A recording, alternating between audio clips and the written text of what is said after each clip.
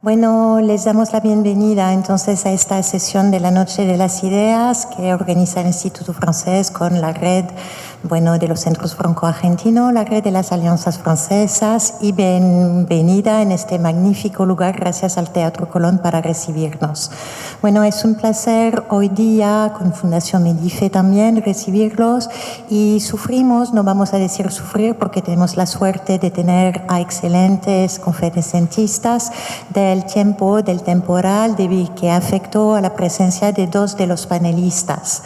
Así que doy la bienvenida a Sol Montero, a Agustina Las Peñas, y tendremos que sufrir la ausencia de Sam Boursier, que no puede asistir hoy, y también de la señora Las Peña.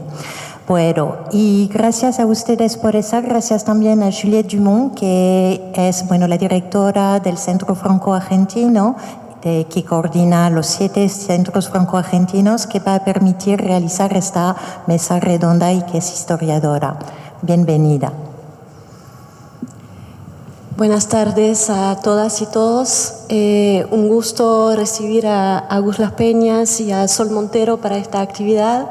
Bueno, serán 2 panelistas y no 4 como lo habíamos diseñado, pero no pasa nada porque tanto Agus como Sol tienen mucho para decir sobre el tema de esta mesa, que hemos diseñado entonces en el marco de el lema de la Noche de las Ideas, el tema, no el lema, casi, pero es las dos cosas, son las dos cosas, lema y tema, que es violencia de género y luchas digitales.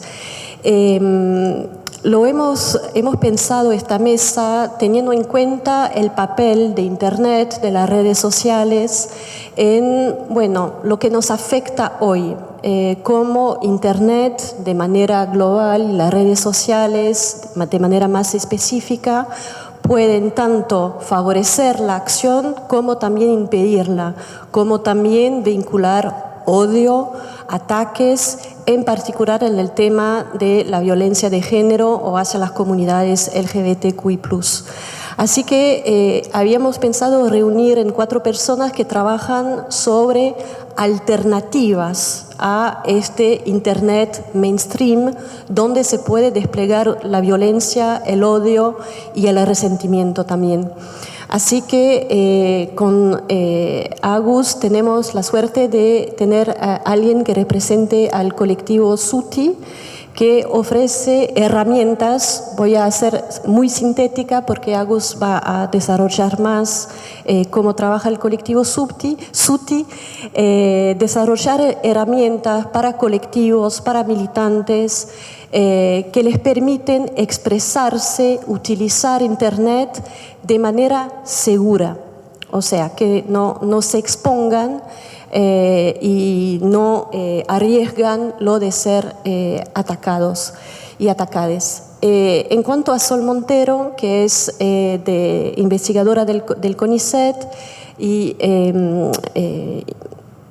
profesora en la Universidad Nacional de San Martín, que coordena el área de medios, política de la Escuela de Político y Gobierno. Sol trabaja hace muchos años sobre los discursos políticos y ha publicado hace poco un libro sobre discurso político en redes sociales, analizando las especificidades del discurso político en redes y lo que nos ha llevado a convocarla, a invitarla para ser moderadora de la mesa.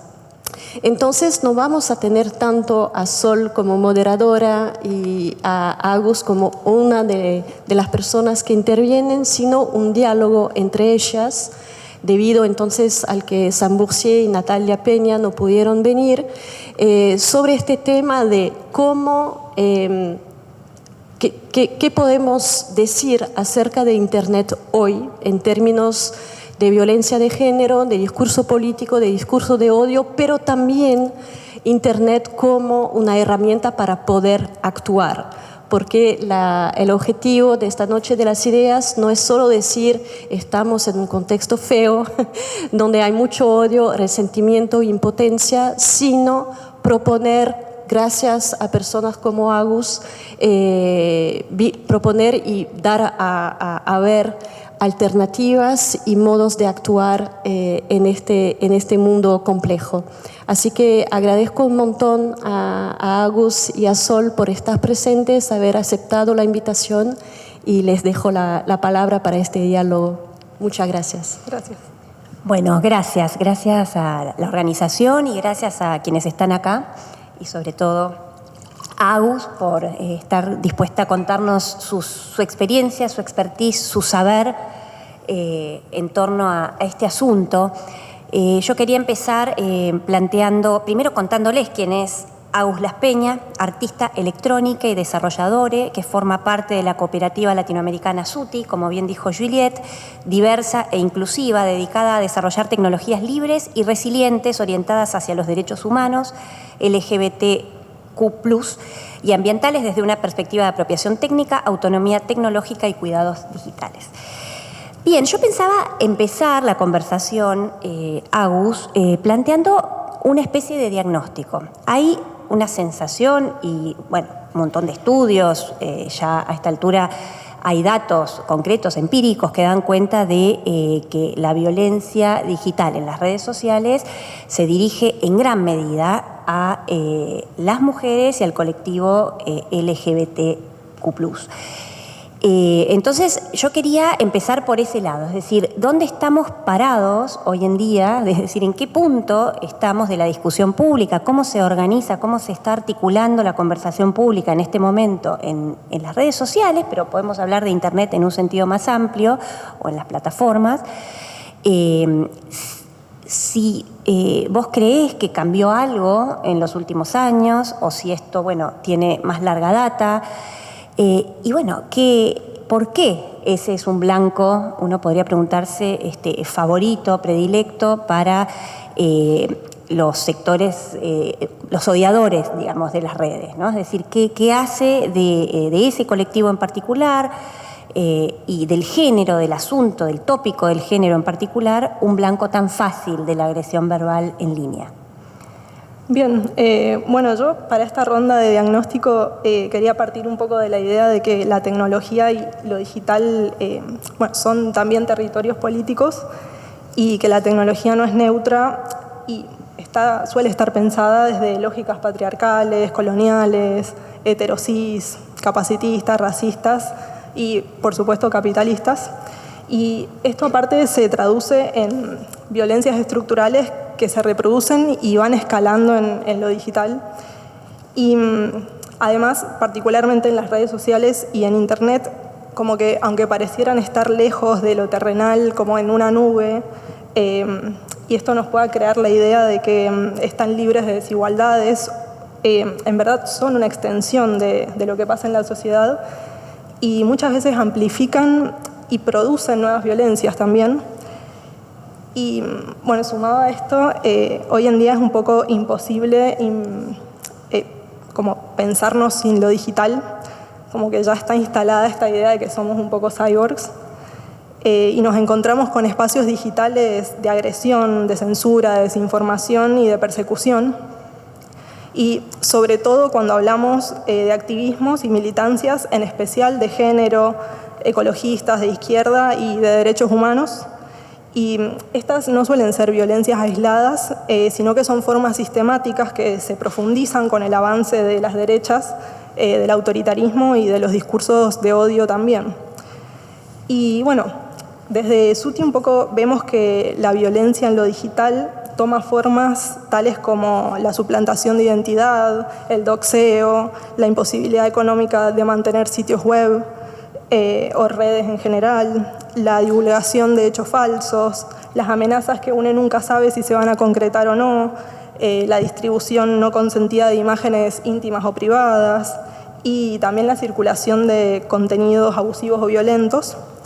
Y bueno, esto afecta, como decías vos, también particularmente a mujeres, a personas del colectivo LGBT, niñeces, adolescencias, activistas y también personas racializadas.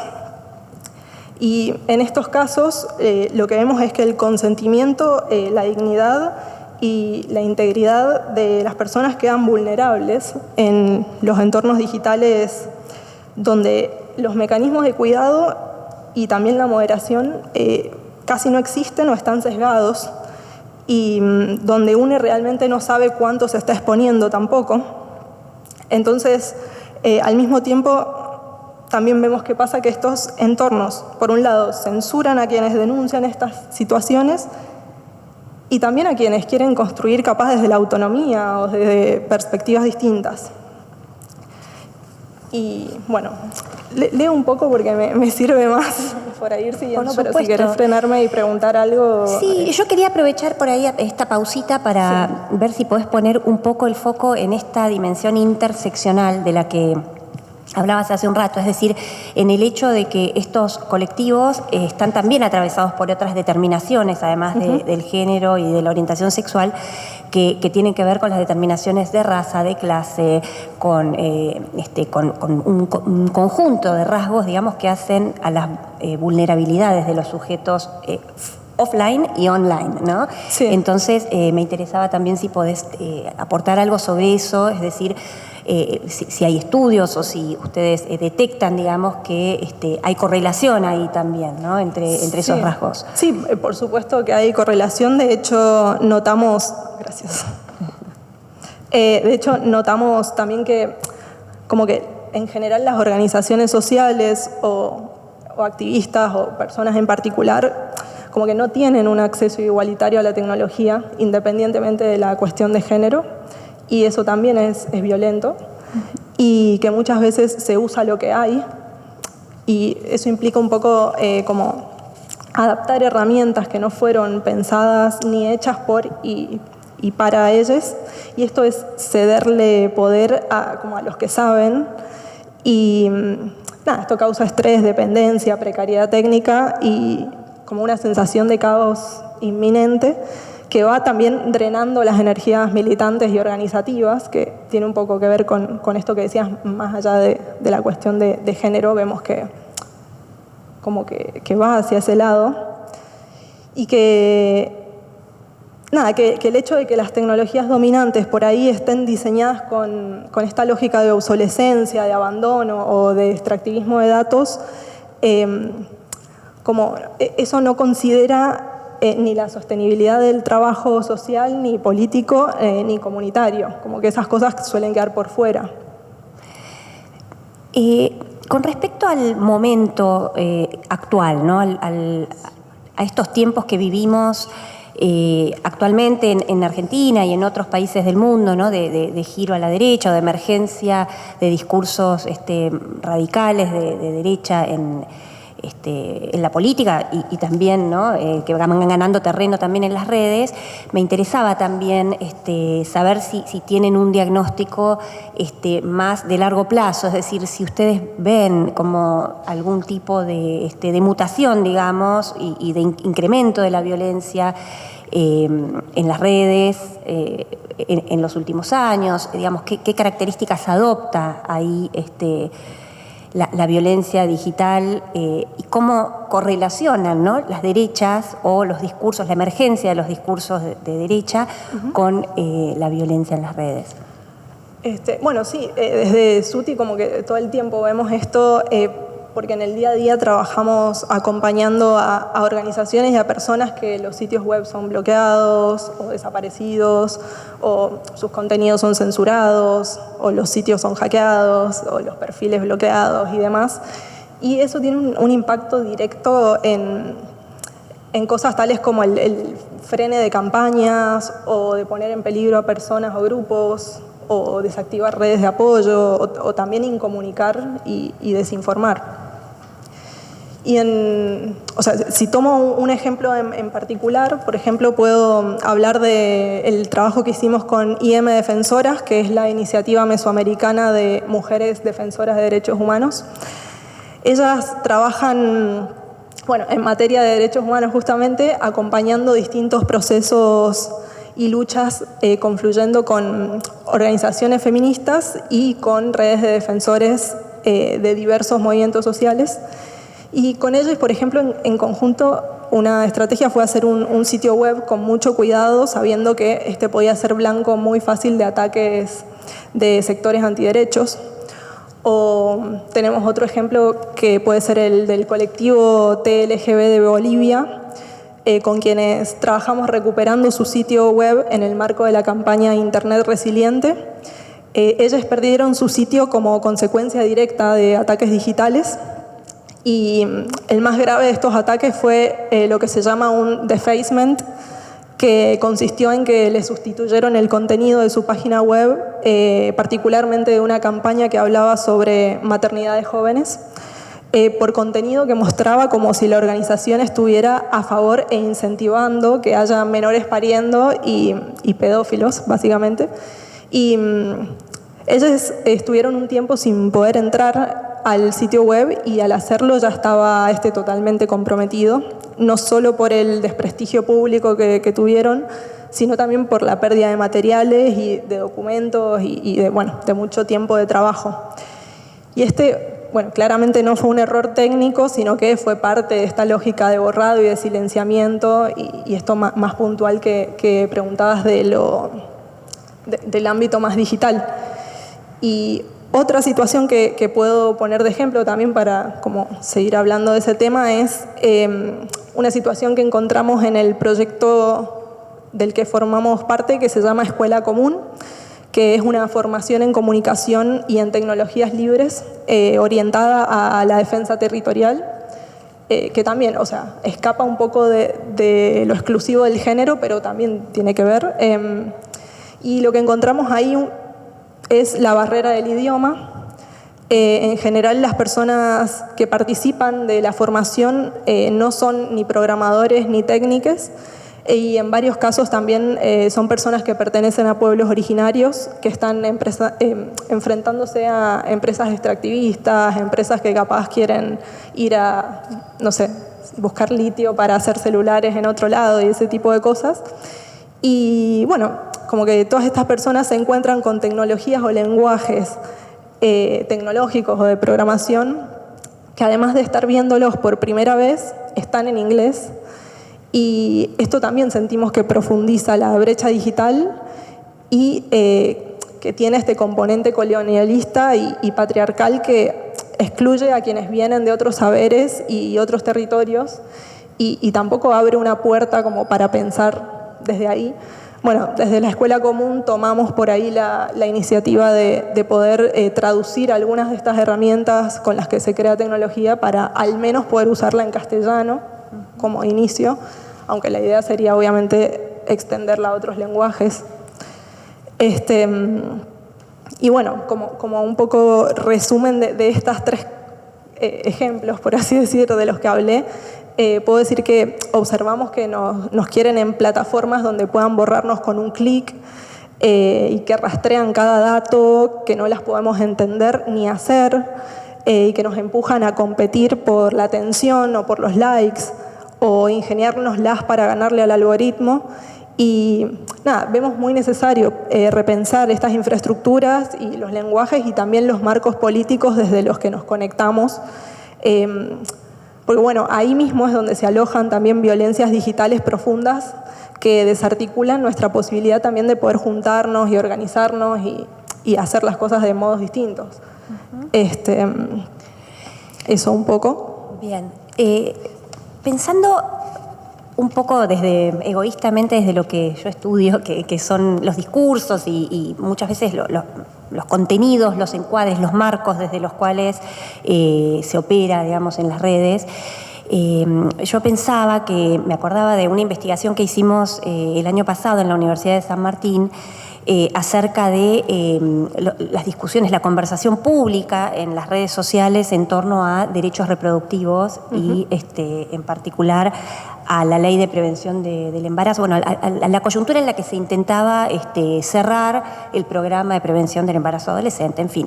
Y ahí veíamos que los discursos antiderechos y en particular los discursos, digamos, contra el género, pero también contra las mujeres y también contra la comunidad LGBTQ, tenían que ver, por un lado, con encuadres que uno podría decir, religiosos, es decir, eso es lo más, ¿no? Lo más común o lo que uno más asocia, ¿no? Con los discursos antigénero, ¿no? Discursos religiosos, conservadores, que apelaban al imaginario, si uno quiere, digamos, de la religión como marco para cuestionar las prácticas, los derechos de las mujeres, los derechos de la comunidad, etcétera. Pero después un discurso muy fuertemente natalista, ¿no? Preocupado por la población mundial, ¿no? Desde un lugar casi técnico, casi económico, diciendo, bueno, es necesario que crezca la población mundial y los derechos adquiridos por las mujeres y la comunidad LGBT, bueno, van en contra de eso. Pero por último, y este es el que me interesaba conversar con vos, un encuadre antiglobalista, ¿no? El famoso encuadre anti-woke, ¿no? Esta idea de que este avance de los derechos es parte de una agenda más amplia, ¿no? De la Agenda 2030, podríamos decir, como la llaman muchos digamos, de las derechas, que apunta, digamos, a donde meten además en la misma bolsa, ¿no? Lo woke incluye los derechos de género, pero también los derechos raciales, los asuntos que tienen que ver con el medio ambiente, es decir, esa Agenda 2030 incluye muchísimas dimensiones. Y entonces la crítica ya ahí tiene un carácter más ideológico, ¿no? Es decir, mientras las otras pueden ser religiosas o pueden justificarse económicamente, la crítica anti-woke, antiglobalista tiene un carácter muy ideológico, ¿no? Entonces, bueno, me preguntaba eso, ¿no? Si encuentran en los discursos, digamos, de odio contra mujeres y contra la comunidad LGBT, estos elementos presentes, o si ven simplemente un avance, digamos, político y estratégico. No, sí, por supuesto que encontramos todos estos componentes presentes, más que nada, y es muy, muy desgastante como enfrentarse a eso también en el día a día, y creo que todos en un punto al menos quienes no pertenecemos a la derecha o que no pensamos de esos modos, también un poco nos pasa esto de que nos quema la cabeza también pensar, o hasta nos sorprende a veces, como que une por un lado, no deja de sorprenderse, y por otro lado ya está como diciendo, bueno, más de lo mismo, del lado de las derechas o del anti-wokismo, estas cosas. Y al menos desde SUTI, por supuesto que nos parece importantísimo bancar y seguir luchando por seguir teniendo derechos y por lo territorial y por apropiarnos también de todas estas luchas y lo que sea que aunque parecieran tan globalistas, en algún punto son territoriales y particulares de cada comunidad también, como que no es lo mismo tampoco ser de la comunidad LGBT acá que en otro lado o esas cosas, como que hay cuestiones que nos conectan y cuestiones que también hay que repensar hacia adentro de las propias comunidades, creo. Me parece re interesante esa tensión entre lo territorial y lo global, porque esos discursos antiderechos también juegan en esa tensión. Bueno, pero pasemos del hartazgo, de la angustia, del desgaste, a pensar alternativas. ¿Qué se puede hacer? Es decir, ¿qué se puede hacer desde lo muy particular y lo individual y desde lo colectivo? ¿Qué se puede hacer online y fuera de las líneas, y offline, fuera de las líneas? Es decir, ¿qué se puede hacer en las redes, pero también fuera de las redes? Porque también hay una dimensión de la lucha y de las disputas que está por fuera probablemente de lo digital. Bueno, ¿qué experiencia tenés como activista, como militante y como profesional? Bien, yo, bueno, antes de pasar al qué hacer, también esto como parte de cierre del diagnóstico, quería decir que hay algo más alentador, que son estas otras perspectivas que existen y otros modos de construir lo tecnológico o de participar en este mundo que es necesario seguir sosteniendo y usar más en estos momentos tan duros, porque bueno, seguir existiendo tanto en el mundo digital como en el real, que el digital también es real, pero bueno, es también insistir en que el mundo es de todos y no solo de los mismos de siempre. Y nada, bueno, si vamos a lo puntual, desde SUTI nuestras estrategias de resistencia son más bien las siguientes. Te podría decir como construir nuestras propias herramientas, reapropiarnos de la tecnología y también sostener procesos colectivos de autonomía y de cuidado digital. Y no creemos que exista una solución mágica, ni para la violencia ni para los problemas en general, pero sí creemos en esto que venimos diciendo también, que es lo territorial y la construcción colectiva. Como nosotros apostamos constantemente a lo común, a lo comunitario, al cuidado, a tener una relación distinta con la tecnología que no genere ni miedo ni dependencia, sino calma y que distribuya el poder y el saber técnico también. Y creemos que esto es algo que también se diseña, se programa, se aloja, se comparte y se distribuye. Entonces, como parte de esto, algo que pensamos que es clave en lo tecnológico es el cuidado. Y no nos referimos como al cuidado respecto de la seguridad informática o las cosas más hacker, sino como las formas de relacionarnos en general, o sea, cuidar nuestras herramientas, nuestras redes, nuestros datos, pero también cuidar nuestro tiempo, nuestros cuerpos, nuestra psiquis y nuestros vínculos. Y como SUTI en particular, yo creo que ha facilitado cosas que por ahí pensadas desde una lógica empresarial no hubieran sido posibles. Como mucho de lo que ofrecemos, por ahí lo hacemos con el apoyo o el intercambio de otras organizaciones y con otras personas, y también por las redes de apoyo mutuo que tenemos hacia adentro mismo de la cooperativa, que por ahí nos permitieron sostenernos en tiempos en que, por ejemplo, algunos no podíamos trabajar. No sé, yo en mi caso, como reconozco que tengo ciertos privilegios, que soy una persona blanca, universitaria, que hablo inglés, pero por ahí si no fuera por el aprendizaje colectivo, por la educación pública, por la piratería, por los talleres y las hackatones que se hicieron en algunos lugares, tales como Tierra Violeta, y más que nada por mis compañeros de SUTI, como que nunca hubiera pensado que yo podía trabajar haciendo tecnología, siendo una persona desviada y neurodivergente, por ejemplo. Entonces, nada, como espacio de trabajo por ahí tratamos de cuidarnos y de dar lugar a discusiones internas y a las diferencias, como prestarles atención y también a las dificultades y tratar de hacer acuerdos y permitirnos dudar, reformular, reconstruir las cosas que alguna vez establecimos.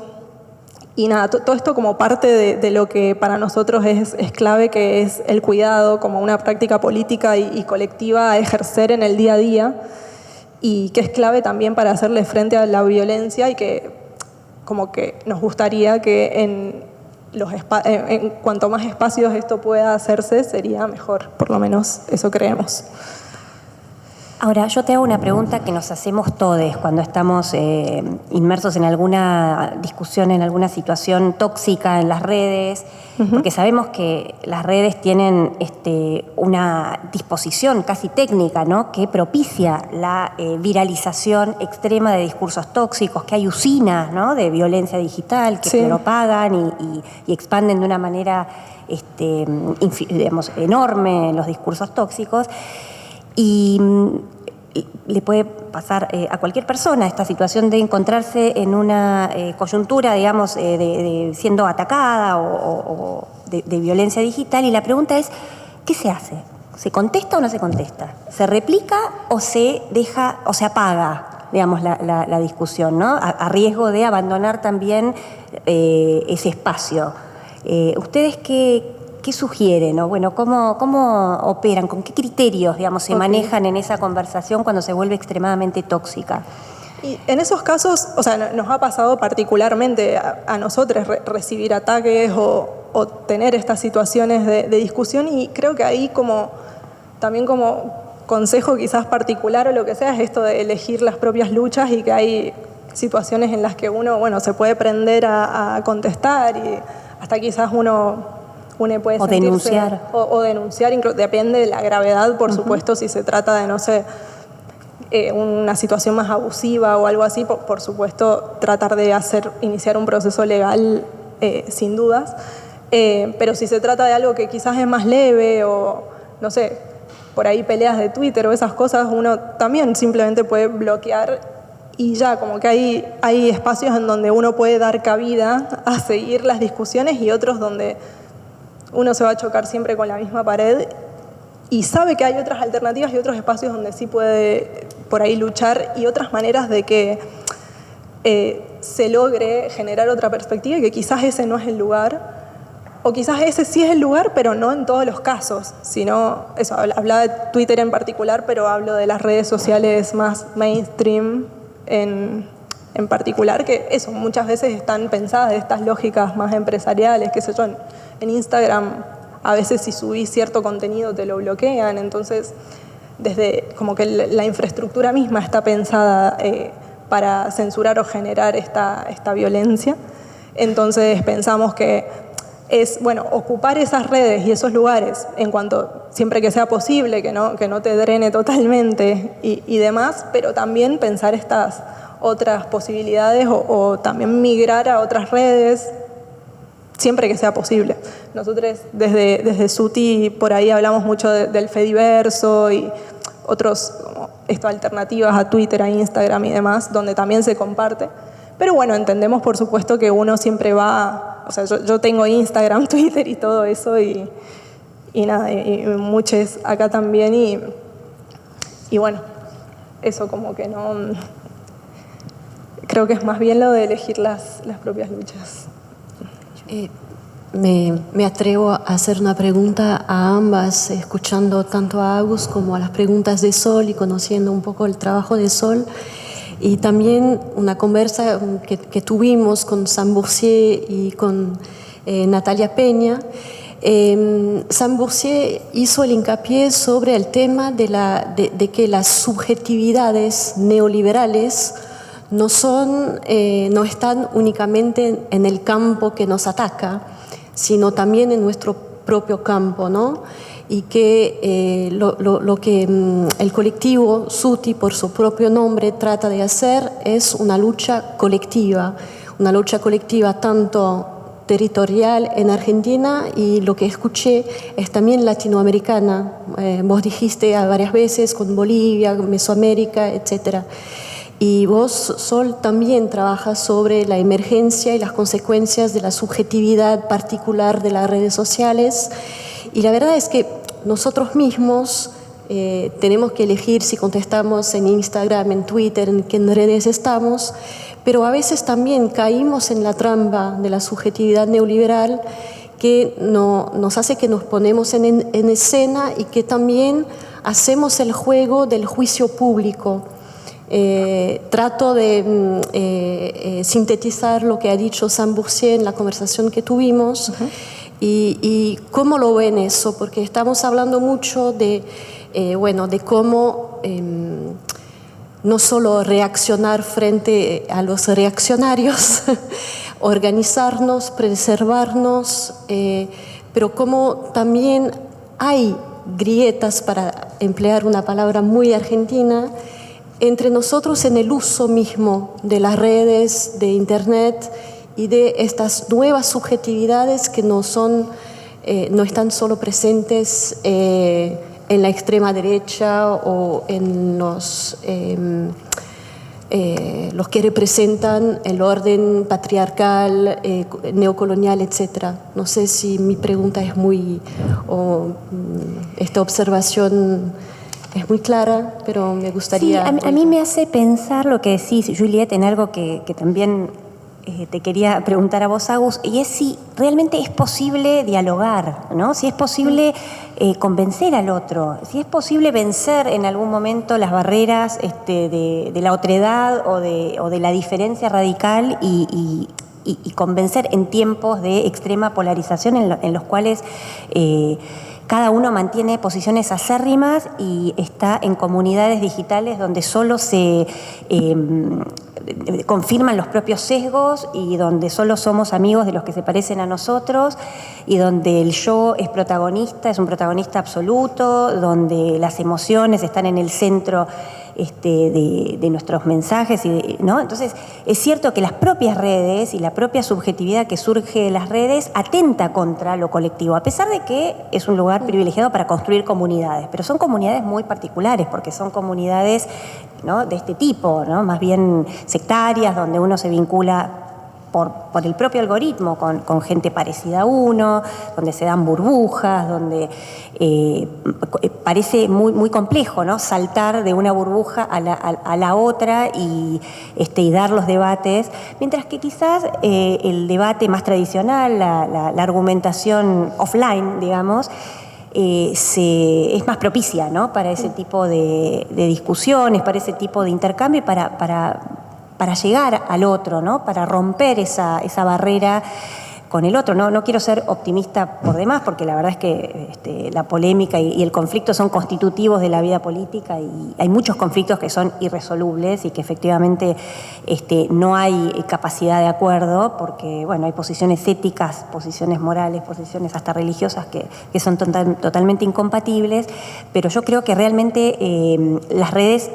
van absolutamente en contra de eso, es decir, de la posibilidad del diálogo y del convencimiento, de ver al otro como, como un sujeto que tiene algo parecido a uno, ¿no? Mientras que, bueno, en el debate, digamos, de ideas más tradicional, eso sucedía de otro modo.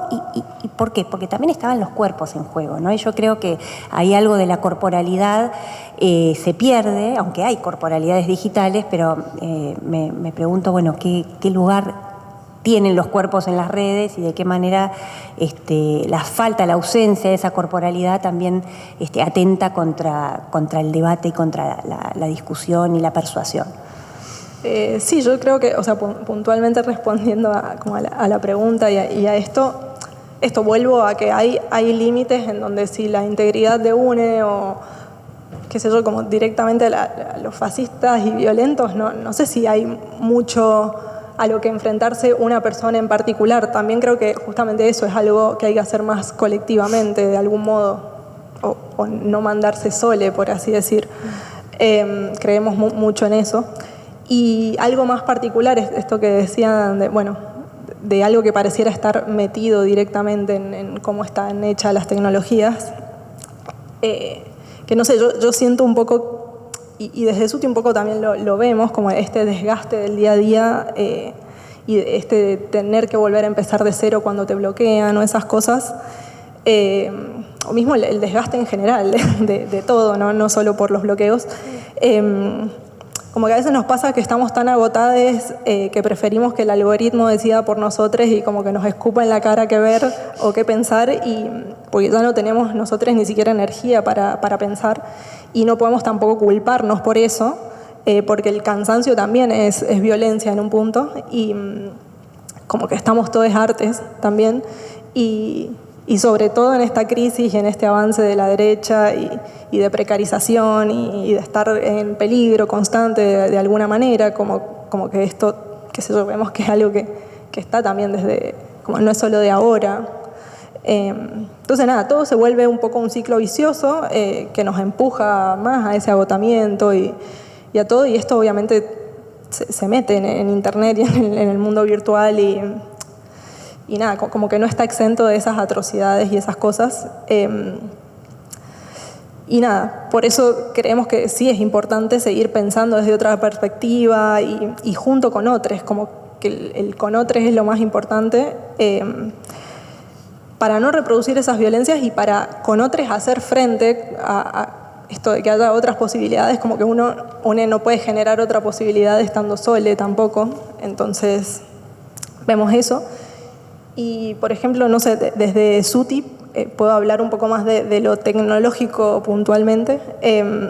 Como que al principio hacíamos por ahí más, como que trabajábamos con organizaciones o colectivos que, por ejemplo, tenían hechas sus páginas en infraestructuras que por ahí había que mantener mucho y o que eran muy inseguras. y eso se traduce en un gasto constante para ellos y en como tiempo perdido para nosotros trabajando en tecnologías privativas o que no eran pensadas contextualmente.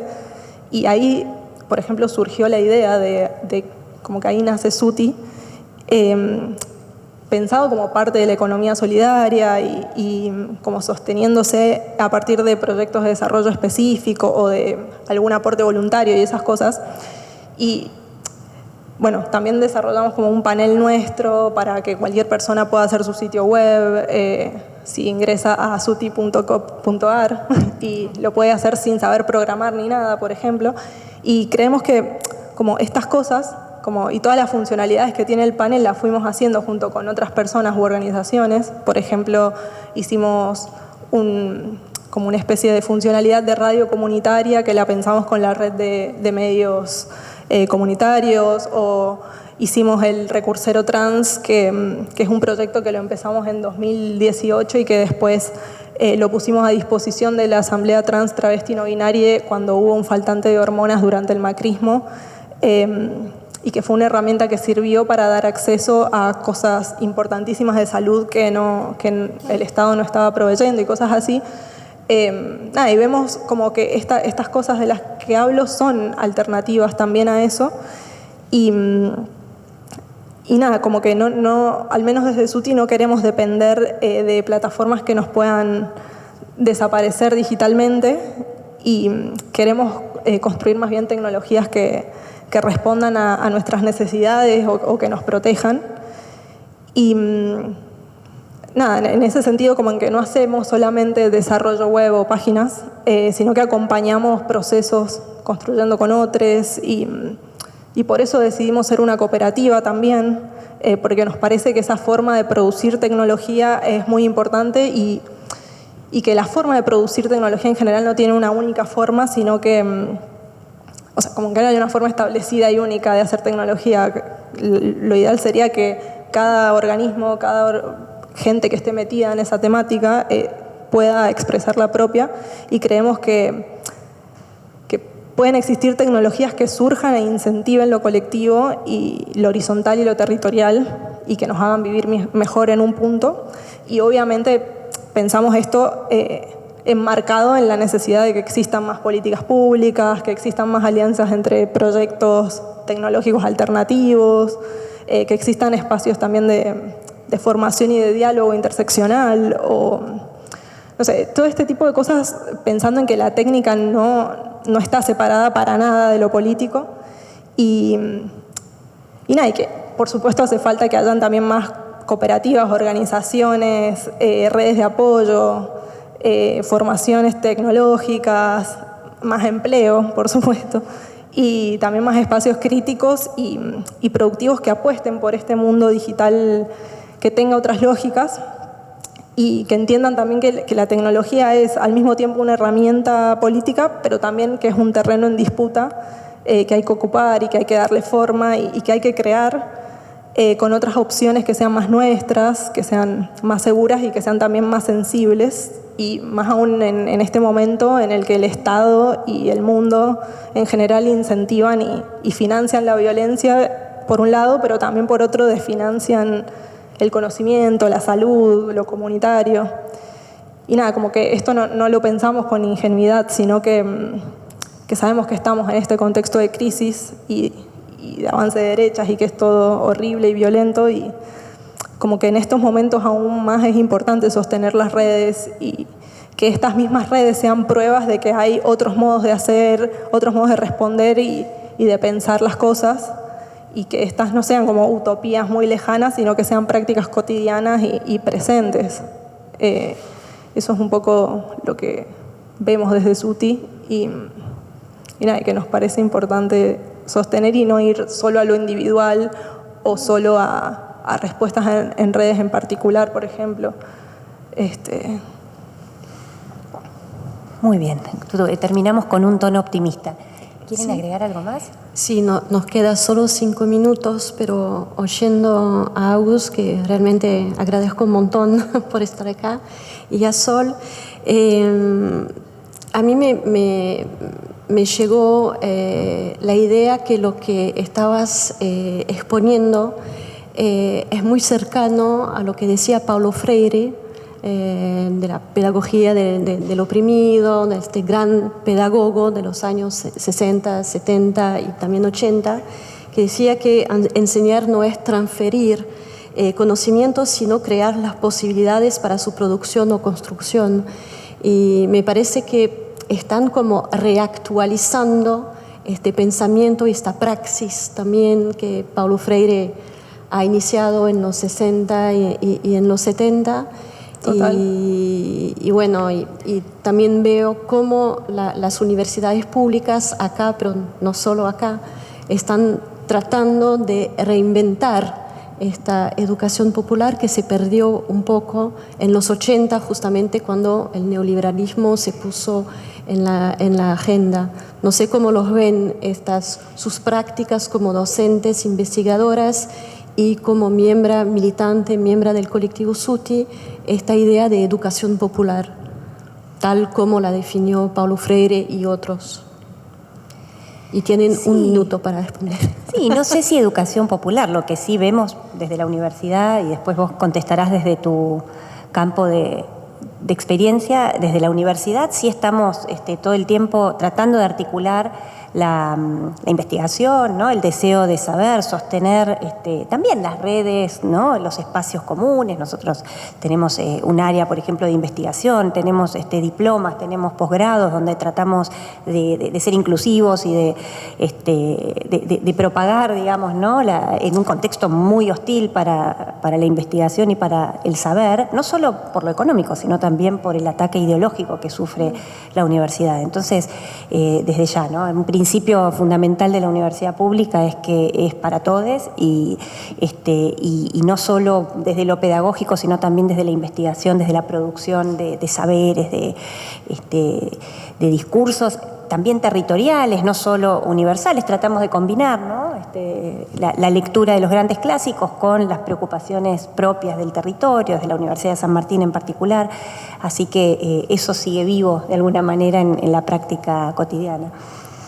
Sí, bueno, yo eso, como dije recién, yo no hubiera aprendido a programar ni nada de esas cosas si no fuera por aprender con otros y por fuera de lo institucional o más académico, como que esas cosas las aprendí o más en el hacer con otros, y por fuera de la programación creo que eso que es muy importante, pensar la educación también desde esas maneras territoriales, de los saberes que uno ya trae y demás.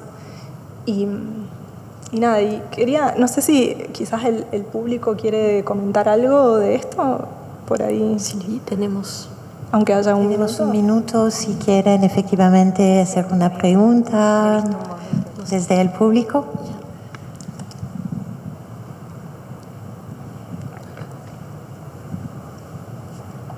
No es como el matrimonio en las películas norteamericanas, uno puede levantarse y hablar sin que tenga un impacto terrible. Sí, bueno, a ver. Sí. Se supone que eso, hay un micrófono. Te voy a pedir que te levantes, quizás te acerques, porque no sé hasta dónde voy a llegar.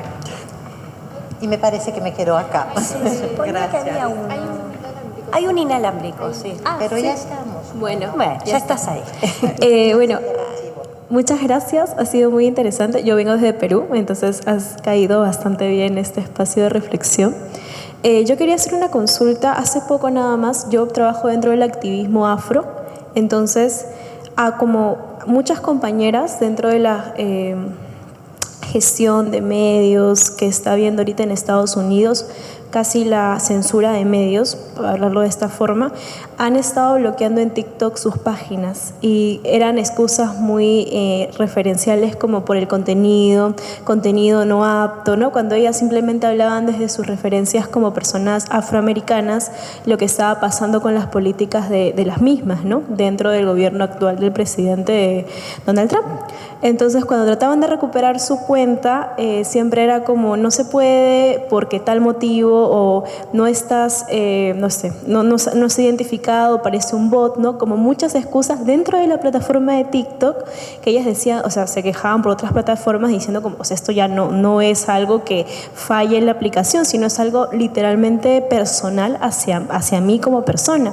Entonces, yo quería preguntar cómo hacer en estos casos donde pierdes todo tu contenido, donde los propios medios digitales se lo toman de manera personal contigo, claramente por las políticas del propio estado de gobierno que se tienen en Estados Unidos.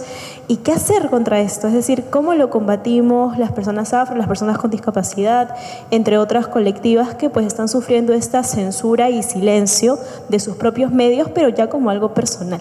Gracias. Bien.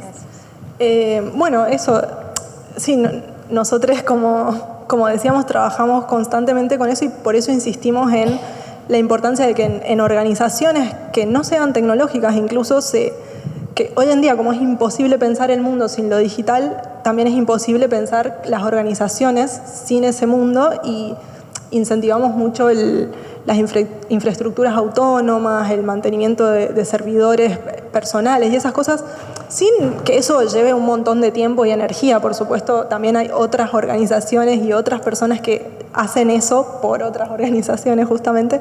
Entonces, respecto a esto que decías de TikTok puntualmente, por ejemplo, como una posible solución sería, además de seguir publicando cosas en TikTok, poder tener un almacenamiento de todos esos videos y contenidos en algún servidor o en algún sitio web que pueda compartirse incluso cuando TikTok se cae, por ejemplo. Podría ser una posible solución.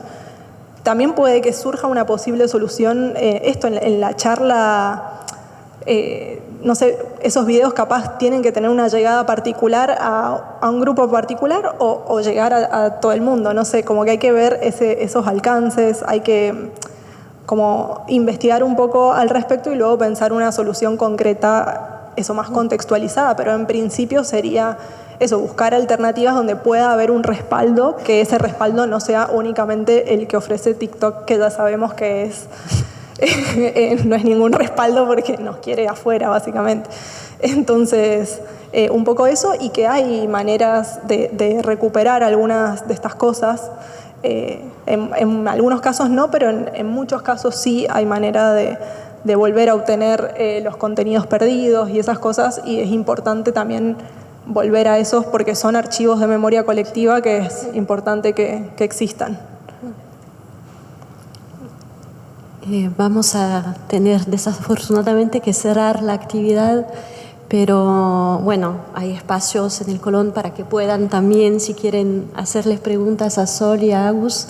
Y realmente, en nombre del Comité de Organización de la Noche de las Ideas, un inmenso agradecimiento a Agus y Sol por la presencia, por la dedicación también en la preparación y por haber respondido a esta invitación y compartido esta charla con este público que vino pese a la tormenta, a las inundaciones.